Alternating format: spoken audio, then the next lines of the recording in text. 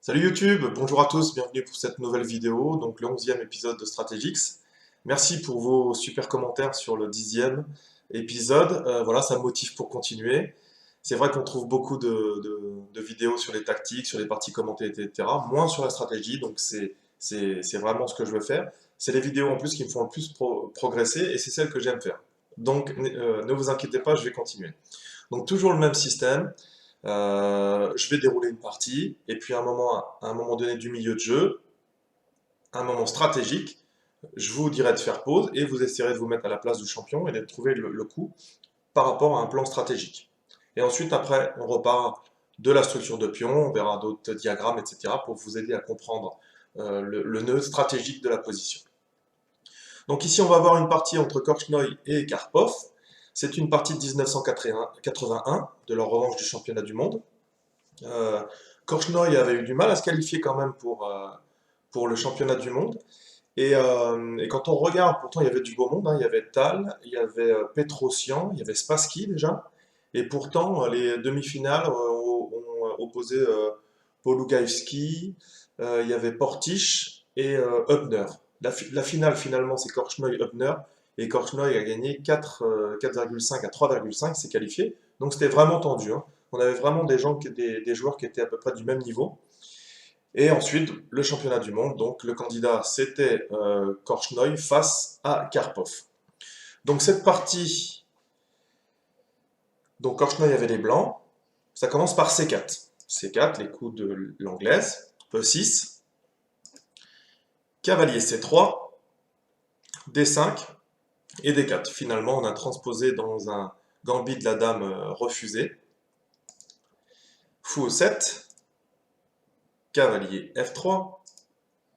Cavalier F6. Alors je me suis mis du côté des noirs parce que c'est de la part des noirs que je veux que vous trouviez les coups. Voilà, si ça vous choque, etc. N'hésitez pas à mettre des commentaires.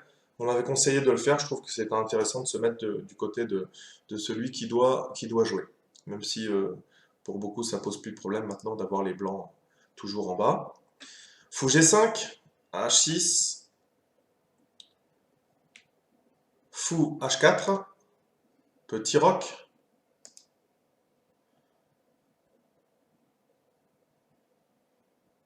Est-ce que j'en suis tour C1?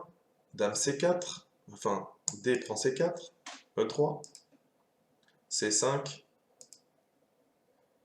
Fou prend C4, C prend en D4, E prend D4, Cavalier C6, petit roc. Voilà, nous on arrive dans la position que je vous demande d'analyser, d'essayer de travailler. Vous vous mettez dans la peau des noirs et vous essayez dans la peau de Karpov et vous essayez de trouver le plan ici. Donc cette position, pour être tout à fait exact, pardon, cette position est égale. Voilà, on a un équilibre de cette position. On verra ensuite tous les éléments qui font que cette position est à peu près égale. Et on va parler un petit peu de la structure des pions.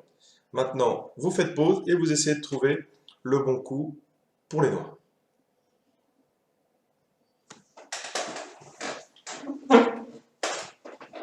Bon, j'espère que vous avez joué le jeu, hein. Vous avez pris au moins 5 minutes pour cette position. Alors, qu'est-ce qu'on remarque tout de suite? Voilà, si vous avez travaillé d'autres vidéos que j'ai faites, on a au niveau de la structure de pion ici, on a un pion dame isolé. Alors vous le trouverez souvent dans l'abréviation PDI, mais on appelle aussi, on dit l'isolani. Voilà. Pourquoi c'est un pion isolé? Parce qu'il n'a pas de pion sur les colonnes d'à côté. Voilà. Donc ça c'est voilà.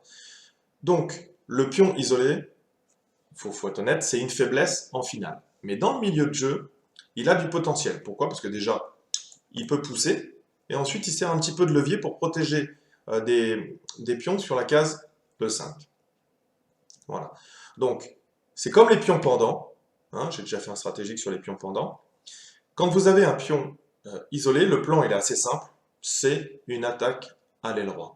Vous allez jouer de manière tactique. Voilà, ça c'est la base. Et pour la défense, bah, vous avez plusieurs trucs. Déjà, vous allez attaquer. Vous pouvez attaquer l'isolani ici.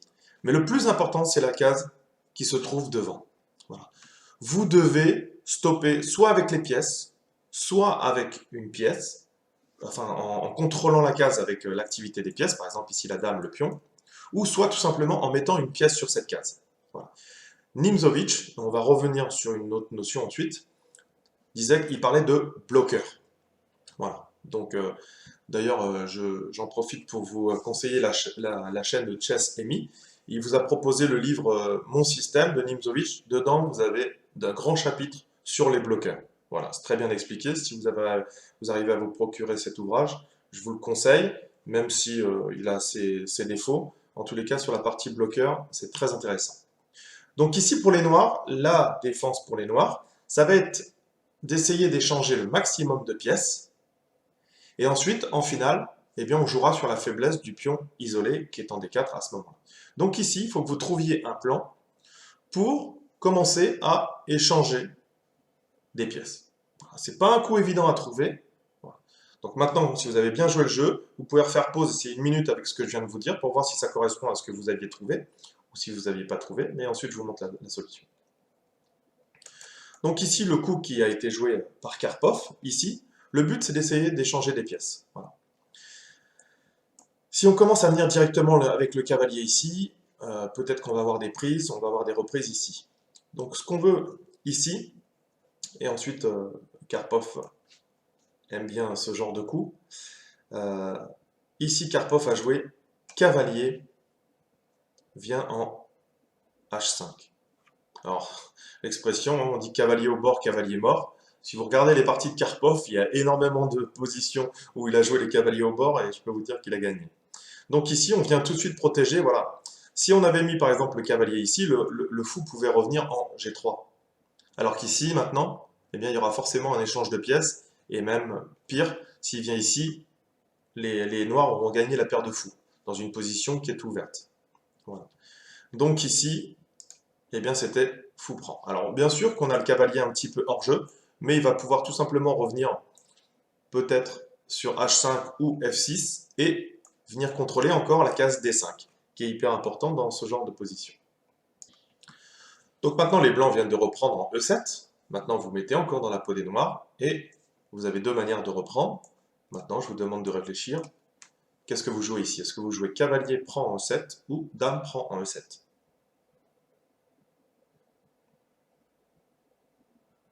Bien, si vous avez bien suivi ce qu'on a dit depuis le départ, c'est vrai qu'ici on a la dame qui fait quand même pression sur le pion ici et qui contrôle la case juste devant le pion.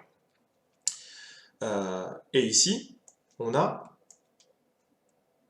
le cavalier qui, en reprenant ici, va pouvoir contrôler la case juste devant le pion encore. Donc bien sûr ici, hein, c'est pas reprise avec la dame, mais bien sûr avec le cavalier.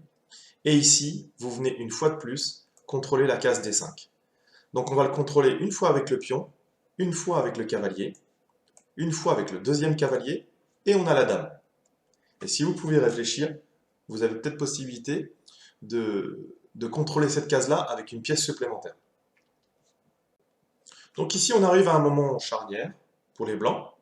Les blancs ici, il faut absolument qu'ils jouent dynamique, sinon ils vont se faire surpasser et la position va se détériorer de plus en plus. Rien ne va empêcher les noirs de pouvoir contrôler une nouvelle fois cette case D5, par exemple avec le cavalier. Donc ici, il faut que les blancs jouent de manière énergique. Ici, ils avaient possibilité, ils ont joué fou B3, mais ici, ils avaient possibilité de jouer par exemple D5.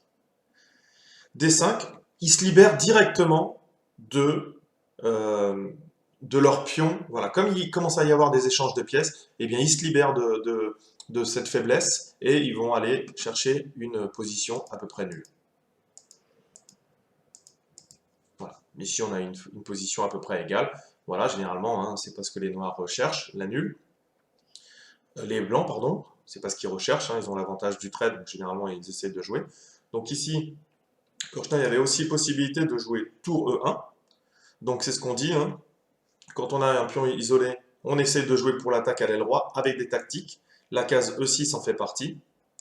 Par exemple, cavalier vient ici. On avait cavalier E5, fou D7, dame B3. On vient encore attaquer une fois supplémentaire à la fois la case E6 et la case non défendue en B7. Et sur tour B8, on a cavalier D7. Et là, deux possibilités. Si la dame reprend, eh bien ici on avait une tactique.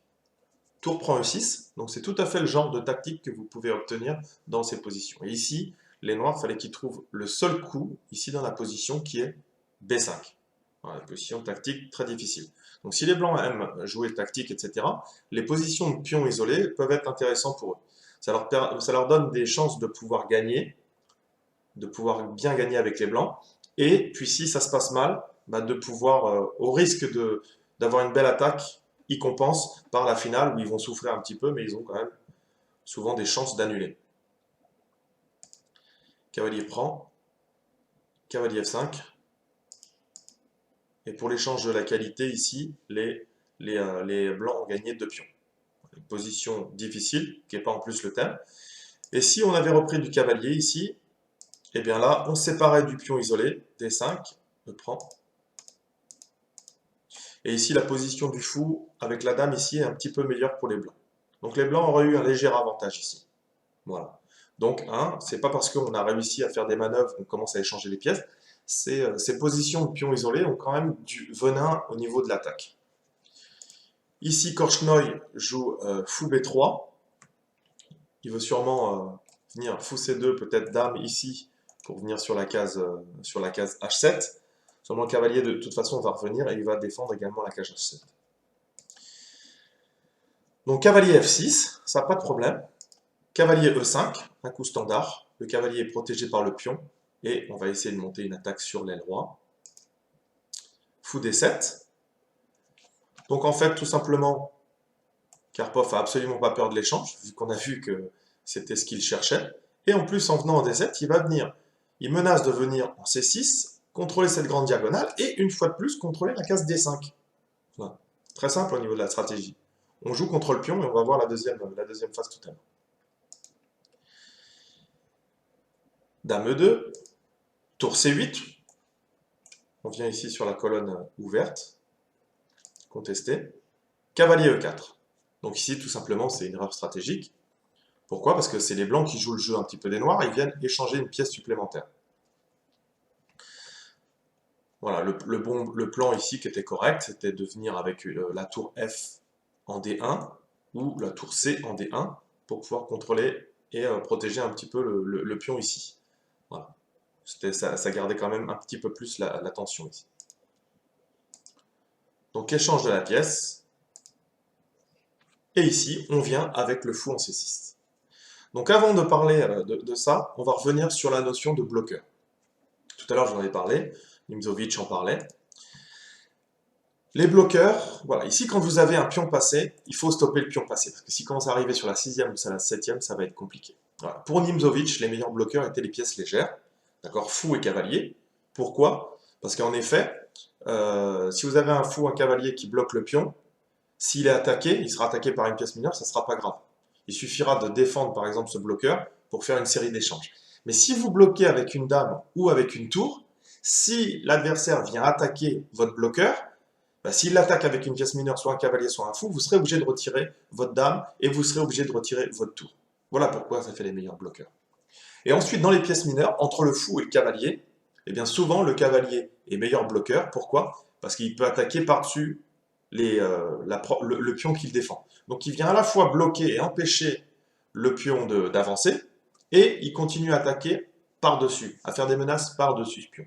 Alors que le fou, vous allez le voir dans les positions que je vais vous montrer, en fait, derrière un pion bloqué, en fait, il devient une sorte de gros pion, de méga pion, on va dire. Voilà. Ici, dans cette position, on voit que le fou est case noire, les pions sont sur case blanche, et bien ici, tout simplement, cavalier E8, et cavalier D6 vient attaquer ces deux pions, il vient bloquer, et voilà. Donc là, ici, la position est complètement morte pour les noirs. On va voir une autre position. Ici, dans cette position, on a la même structure. Et regardez, si on a un fou, eh bien, il est bloqué par ses propres fous. Donc d'ailleurs, vous pouvez revoir la notion de bon fou et de mauvais fou. Le bon fou, c'est le fou qui n'est pas de la couleur des pions centraux. Donc ici, forcément, ce fou, c'est un bon fou pour les blancs. Ici, les pions centraux sont sur case noire pour les noirs. Donc ici, c'est le mauvais fou. Et on le voit tout à fait. Ici, c'est un pion. C'est ni plus ni moins qu'un pion. Ici, dans cette position, on peut dire quasiment que les blancs jouent avec une pièce de plus dans cette position. Et regardez par contre, si à la place, on met un cavalier, et bien là, ça change tout. Le cavalier, ici, vient stopper le pion et vient attaquer. Alors ça me fait rire parce que souvent, les débutants viennent me dire « Ah, moi, je préfère les fous. J'adore les fous. Je pense que les fous sont meilleurs que les cavaliers, etc. » La vraie réponse à cette question, c'est qu'il n'y a pas de fou ou de cavalier plus fort. Ça dépend de la position. Là, typiquement, dans la position que vous voyez ici, le cavalier est plus fort qu'un fou. Si par exemple, je vous mets l'analyse ici, on a dans cette position, hop, on va retenir, ici, la position elle est égale. Si je reviens dans la position où je mets un fou à la place, ici, la position, elle est à plus 1 pour les blancs. Voilà. Ici, la position est à peu près égale, de l'ordre de 0. Et ici, si c'est un fou à la place, voilà. Pourtant, la position est complètement égale, identique, je veux dire, pardon. Et si on met un cavalier, eh bien ici, la position est à peu près égale. Si c'est un fou, les blancs mènent à peu près d'un pion dans cette position. Voilà. Donc la vraie question, quand on vous demande est-ce que les fous ou les cavaliers sont meilleurs, il n'y a pas de réponse à cette question. En fait, ça dépend de la position. Les fous aiment les positions ouvertes. Les cavaliers aiment les positions serrées.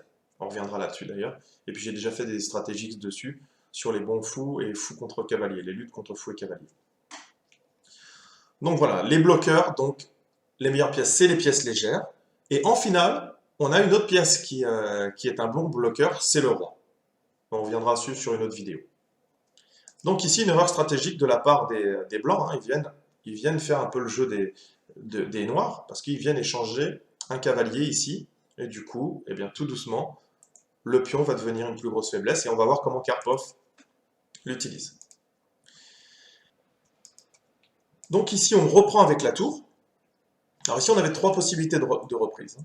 Voilà. Prendre avec le cavalier, ça serait dommage parce qu'on viendrait enlever un défenseur de la case D5, on a vu qu'elle était très importante. Reprendre avec le pion dans la position serait moins une erreur que de prendre avec le cavalier parce qu'on viendrait contrôler une fois supplémentaire la case ici. Mais ici, les blancs auraient, voilà, ça fait quand même quelques faiblesses, donc les blancs auraient à peu près égalisé. En revanche, ici, on vient reprendre avec la tour. Et maintenant, pour le coup, ici, si on vient avec la tour ici, on reprendrait avec le pion, on aurait effectivement des faiblesses, mais les blancs auraient moins de pièces pour les attaquer. Donc ici, les noirs resteraient quand même un petit peu devant dans cette position. Donc Korchnoi préfère jouer tour C3. Il vient se préparer à doubler les tours sur la colonne. Dame D6, on continue à faire pression sur le pion et sur la case juste devant le pion. Et le but, c'est d'essayer de faire jouer la tour en F8, la mettre en D8. G3. Donc là, ici, dans ce genre de position, eh bien, ça vient essayer de pouvoir consolider et pouvoir pousser F4, parce que Korchnoi avait déjà compris que E5 serait une menace dans cette position, et on évite les menaces de mat du couloir. Tour D8. Tour D1. Donc on vient contrôler le pion ici. Donc si vous regardez encore, ça c'est dans le jeu des maîtres et des grands maîtres, c'est vraiment la base. La tour est protégée par le fou, le pion protège la tour, le tour protège la fou. On a effectivement la dame qui n'est pas protégée, mais on a ce qu'on appelle de la surprotection. Souvent les pièces sont bien coordonnées. Mais ici, dans cette position, maintenant qu'on a moins de pièces, avec le pion isolé, les blancs vont avoir du mal à coordonner leurs pièces et ils vont avoir du mal à empêcher les noirs de venir tripler les pièces lourdes sur cette colonne pour faire pression sur le pion.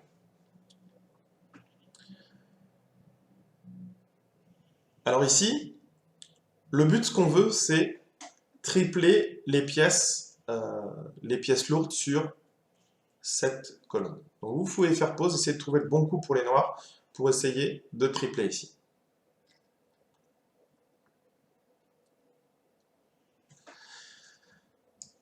Donc ce qu'on peut dire, c'est si par exemple on vient ici, on vient mettre la tour ici et on a triplé. Le problème, on a un petit problème dans cette position, c'est l'enfilade ici. Si on fait tour, dame D7, et bien ici on aurait fou A4 et on perd la qualité.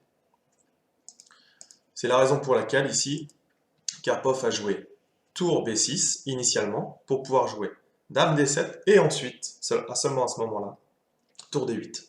Quand vous avez un avantage positionnel ici et que les blancs ne peuvent pas contrer, ben vous prenez votre temps. Et c'est ce qu'était Karpov était spécialiste là-dessus. Dame E1, Dame D7, voilà. Donc là, Korchnoi se préparait à défendre le pion en doublant et en triplant éventuellement. Tour D6, Dame E4. Alors maintenant, on va voir encore une autre position. Est-ce que c'est cette position? Voilà. Donc on va revenir, je vais vous mettre du côté des noirs. Qu'est-ce qui se passe dans ces positions? Donc on a les positions typiques de pion isolé. On a le pion isolé, chacun a triplé. Voilà, parce que pour défendre le pion, si moi j'attaque une fois, deux fois et trois fois, il faut absolument que les blancs défendent une fois, deux fois et trois fois. Voilà, à partir du moment où ils ont défendu autant de fois que c'était attaqué, je ne peux pas prendre. Donc quand vous venez tripler ici, eh bien si les blancs ne veulent pas perdre le pion, ils sont obligés de défendre le pion avec la dame, soit une triplette ici, ou la dame sur le côté. Mais cette position est très caractéristique, c'est que dans cette position, eh bien ici, il suffit au noir de jouer E5. Et ici, on a le pion qui est cloué. Pourquoi? Parce que si on reprend le pion, eh bien maintenant, on attaque une fois, deux fois, trois fois la tour, et cette tour n'est défendue qu'une fois et deux fois. Donc là, ici, on aurait perdu la pièce. Allez, à minima, on aurait perdu la tour, on n'aurait pas repris. Donc ici, c'est un grand classique dans cette position. Quand on a échangé toutes les petites pièces, les pièces mineures, on arrive dans cette position, on vient attaquer, et à ce moment-là, il suffit de faire ce break ici, dans cette position, pour pouvoir gagner le pion. On gagne le pion, on n'a pas encore gagné la partie. Voilà. Donc les blancs vont devoir défendre ça. Et souvent, ils vont l'empêcher avec le coup F4. Mais on a quand même cette possibilité tactique. Et une fois que les blancs auront stabilisé par exemple avec F4 pour éviter de perdre ce pion, le problème c'est qu'en jouant F4, etc., on aura un affaiblissement de la position des blancs. Et à ce moment-là, le bon coup pour les noirs ici, c'est de jouer sur les deux faiblesses. Jouer sur la faiblesse du pion et à la fois sur la faiblesse du roi qui sera affaibli. C'est ce qu'on appelle le principe des deux faiblesses, je reviendrai là-dessus, on reparlera, on refera des vidéos là-dessus. C'est un élément important de la stratégie, c'est deux faiblesses. Quand on a une faiblesse, on peut la parer, la défendre. Quand on en a deux, eh bien c'est compliqué. Voilà. Ici, c'est typiquement une fois que les blancs auront stabilisé la position pour défendre le pion isolé, eh bien les noirs créeront un deuxième front pour pouvoir faire exploser la position des blancs. Donc ici, les blancs n'avaient pas venu ici, ils ont préféré défendre avec un coup de dame un petit peu plus actif que derrière son pion. Ça vient attaquer ici, ça vient quand même attaquer sur l'aile roi. Ici, eh bien, c'est pas de problème. Pour Karpov, on vient échanger les dames. Ça viendrait placer le cavalier ici et attaquer une fois supplémentaire le pion. Voilà. Ou même, on a la même chose, c'est-à-dire qu'on aurait le break de pion E5. La même chose que vous avez vu tout à l'heure avec les trois pièces, on l'a avec deux pièces. Donc Korchnoi préfère garder ses pièces, bien entendu. Cavalier. Ici vient en tant que bloqueur, donc c'est là qu'on revient. D'accord? Le cavalier vient bloquer. Si le fou vient prendre le cavalier, eh bien on reprend avec la tour, on vient tripler et on fait la position qu'on a vue tout à l'heure, dans l'exemple précédent. Triplette sur la colonne D.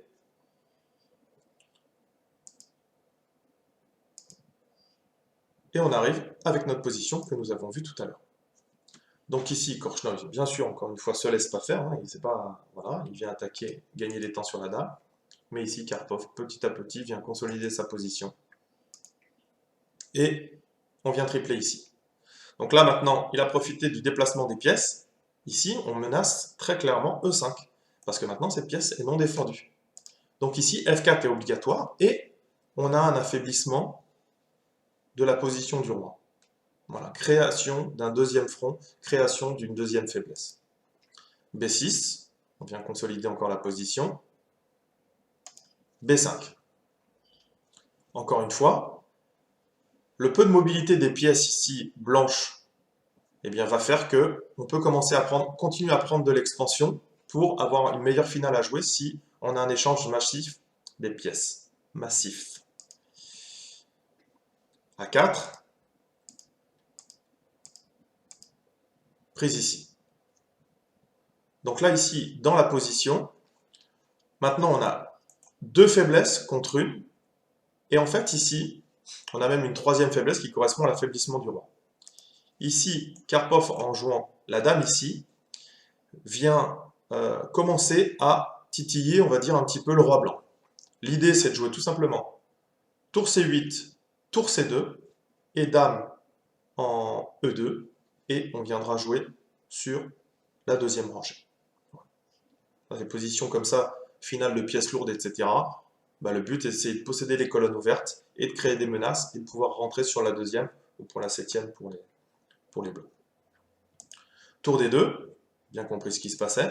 Le problème, c'est qu'à ce moment-là, eh bien, on peut faire la tactique. E5. Et on vient prendre ici. On ne peut pas reprendre ici, enfin on peut reprendre, mais la position ici elle sera désespérée. De toute façon, on ne pouvait pas laisser venir la tour ici. La dame ici contrôle la case sur F1, donc très compliqué.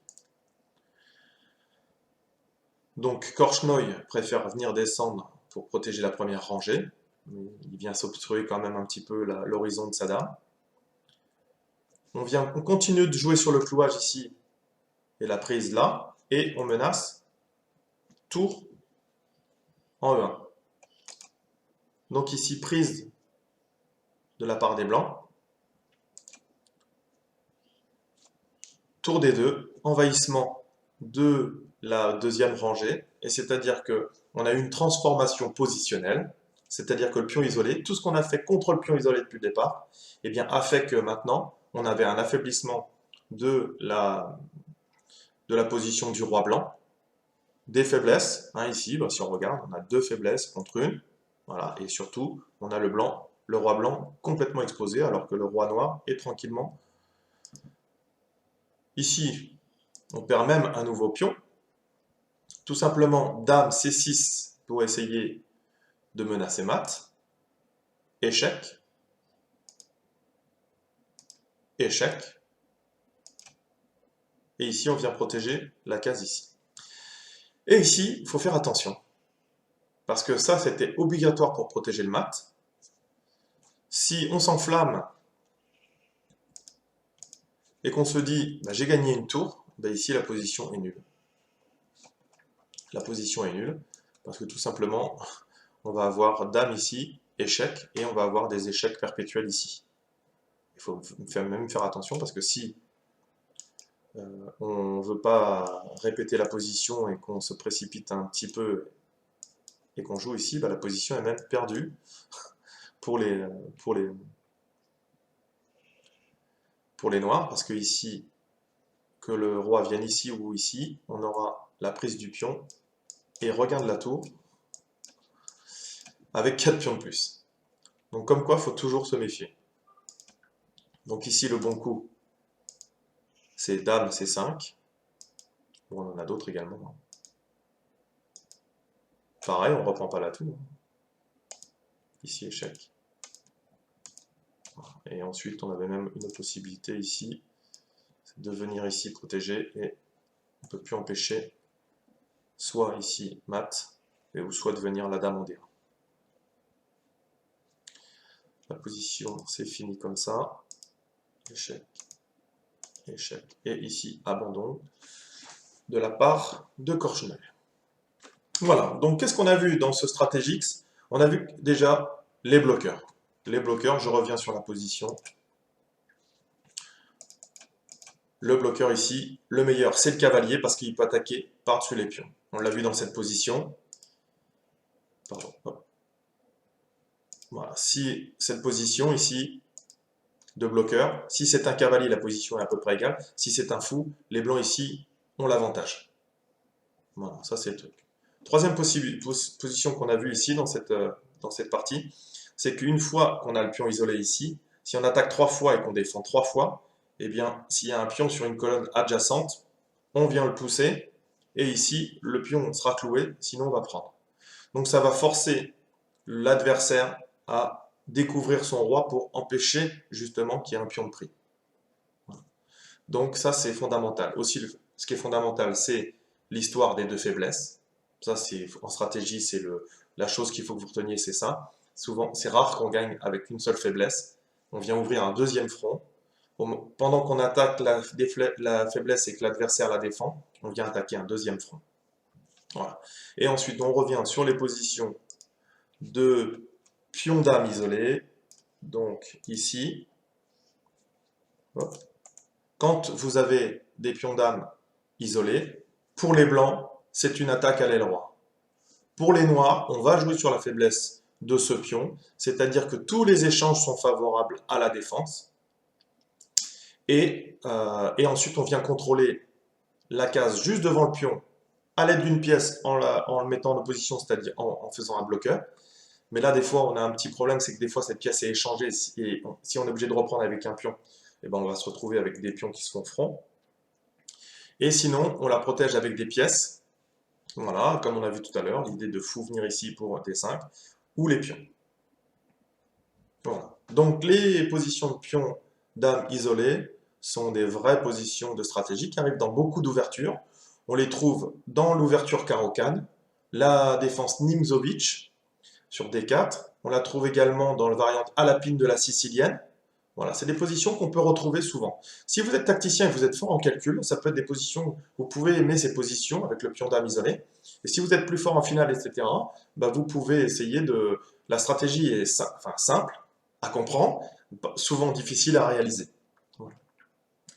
Bon, écoutez, un petit Stratégix un petit peu plus long que d'habitude, avec des notions qui sont très intéressantes, je pense, en tous les cas. Travaillez bien. Je vous rappelle l'équipe Lichess. N'hésitez pas à me poser des questions ou me challenger. Je joue des parties avec plaisir. On a Twitter, Facebook. Donc, si vous voulez être au courant des dernières positions et des dernières vidéos que je publie. Je vous rappelle également qu'il y a un site internet, www.chesstrainer2000.com. Voilà. J'y travaille avec l'INPV. Donc voilà, vous trouverez aussi des vidéos de l'INPV. Et puis aussi, je vous mettrai en lien également un site internet qu'a créé l'INPV. Donc voilà, vous aurez tout ça en lien et également les liens de cette partie, enfin de cette étude où toutes les positions de bloqueurs, etc., vous pouvez les retrouver sur Lichess. En attendant, travaillez bien. Merci beaucoup. N'hésitez pas à liker, à mettre plein de commentaires et à vous abonner. Ciao, à bientôt.